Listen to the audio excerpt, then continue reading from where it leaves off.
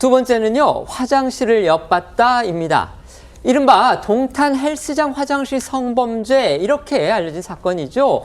20대 남성한테 누명을 씌웠다는 혐의를 받았던 50대 여성이 결국 경찰에 무고 혐의로 입건됐습니다. 네, 구체적으로는 이 죄 없는 20대 남성에게 이 성범죄자 누명을 씌웠다는 그런 논란을 일으킨 이른바 동탄 헬스장 화장실 성범죄 이 사건의 최초 신고인인 50대 여성이 무고 혐의로, 그러니까 거짓말로 신고한 혐의로 경찰에 입건이 됐는데요. 경찰은 이 여성이 남성, 그 20대 남성 A씨를 용의자로 명확히 짚어서 진술한 점을 고려를 했을 때 무고에 고의가 있다라고 판단을 했습니다.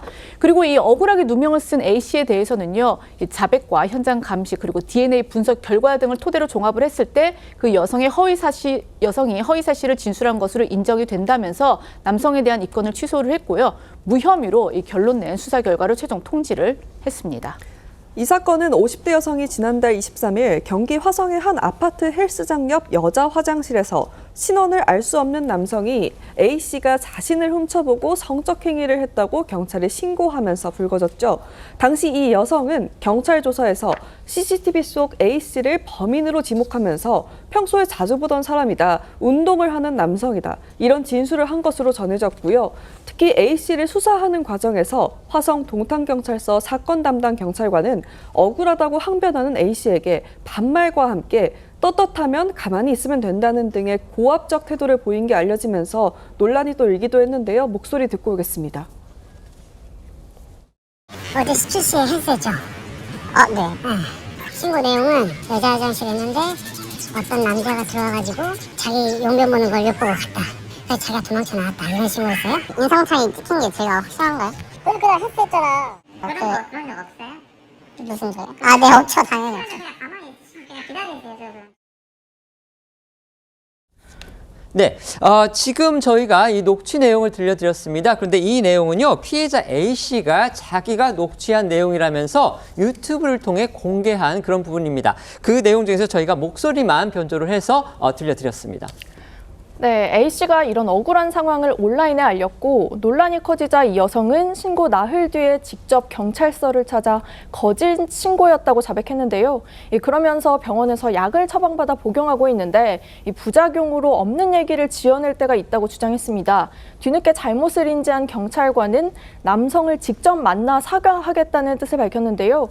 이 A씨가 사과를 받아줄 용의가 있다면 직접 찾아가서 사과의 말씀을 전할 것이라면서 수사팀장과 A씨에게 반말한 직원, 또 떳떳하면 가만히 있어라 이렇게 말한 직원 등이 함께 가서 사과할 계획이라고 말했습니다. 그러니까 지금 이 A씨한테 뭔가 좀 고압적인 태도를 보였다, 이렇게 논란을 일으켰던 경찰관이 그러니까 3명으로 보입니다. 수사팀장 그냥 막 거기에 지금 현장에 있었던 사람은 아닌 것 같고요. A씨한테 반말한 직원이 있었다는 거고, 그다음에 떳떳하면 가만히 있어라 이렇게 말한 직원이 또 있었다는 거군요. 어쨌든지 간에 이 화장실에 갔을 뿐인데 억울하게 성범죄자로 몰렸던 20대 남성 A씨, 이 사건이 알려진 뒤에 논란은 가라앉지 않고서 오히려 지금 더 커지고 있다고 합니다. 이건 왜 그런 겁니까? 이유가 있습니다. 이번 수사를 진행했던 경찰서에서 비슷한 일을 겪었다라는 주장이 나왔기 때문인데요. 지난달 28일 이 화성 동탄 경찰서 이 게시판에 올라온 글을 보면요. 공공장소에서 신체 부위를 노출했다는 할머니의 신고로 조사를 받았는데 허위로 자백할 때까지 이 유도 신문을 하는 등 수사 과정에서 부당한 대우가 있었다라는 내용이 담겨 있었습니다. 그러면서 경찰이 이 사건을 검찰로 넘겼고 이제 거기서 최종 무혐의 결정이 났다 이렇게 덧붙였는데요. 또 다른 남성은 지난해 승강기에서 버튼을 누르고 뒤에서 여성을 째려봤다는 이유로 입건이 됐다 이렇게 주장을 하기도 했습니다. 이 신고한 여성이 다만 향정신성 의약품을 복용하고 있다는 사실이 드러났고 결국 무혐의 처분을 받았다고 했습니다. 이처럼 이제 항의 글이라든지 그다음에 일종의 폭로 글이 계속 올라오니까요. 상급청이죠. 경기 남부경찰청이 동탄서가 담당했던 성범죄 사건에 대해서 전수조사에 나서겠다, 이렇게 발표했습니다. 네, 경기 남부경찰청은 동탄서 여성청소년과가 맡아 처리한 모든 사건에 대한 전수조사에 나서고 무리한 수사 관행이나 부적절한 언행이 있었는지 확인할 방침이라고 밝혔습니다. 여성청소년과는 성범죄와 청소년 범죄를 수사하는 부서로 이번 사건과 같은 잘못이 다른 성범죄, 청소년 범죄 사건에도 있었는지 살펴보겠다는 겁니다. 또 경찰은 이번 사건 담당 수사관 등을 대상으로 진행 중인 감찰 조사의 결과에 따라 관련자들에게 이에 상응한 조치를 할 예정입니다. 그런데 눈길을 끄는 일이 또 하나 있습니다. 바로 이번에 문제가 된 동탄서. 이 내부에서 우리가 피해를 보고 있다 이렇게 호소하는 경찰관의 글이 지금 올라왔다는 겁니다. 이건 또 어떻게 된 일입니까?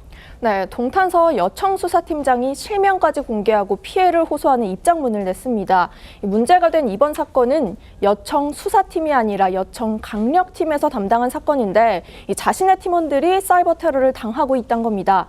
그러면서 수사를 맡은 여청 강력팀이 비겁하게 숨어 있다 이렇게 주장하기도 했고요. 또 이어서 강압 수사가 발견된다면 어떤 처분이든 달게 받겠다며 사이버 테러의 민형사상 책임을 묻겠다 이렇게 글을 마쳤습니다.